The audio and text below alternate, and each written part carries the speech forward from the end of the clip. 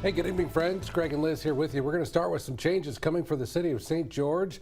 In late March, the people of St. George will vote for mayor and city council. But tonight, a proposal focused on how much they would make has some people asking questions. Dion Guillory explains.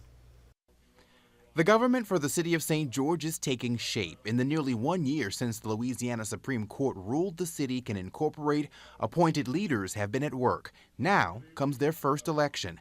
Interim Mayor Dustin Yates says he will run for a full term in the upcoming March election, but the salaries of the city's first elected mayor and council are still up for debate. A member of the transition team calls the salaries inflated.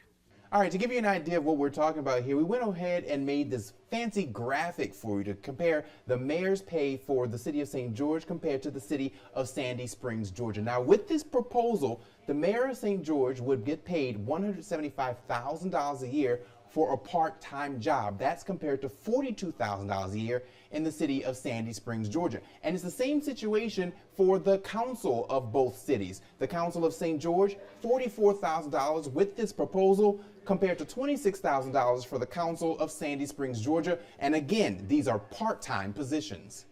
Sandy Springs was used as an example because St. George leaders are using that city's government as a blueprint, using what's called a home rule charter to make St. George a council-ruled city. According to St. George Transition District member Chris Riles, council members are part-time and retain all executive and legislative authority and powers like approving ordinances and budgets.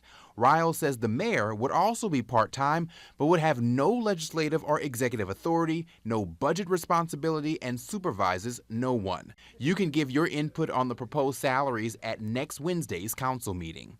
Dion Guillory, WAFB 9 News.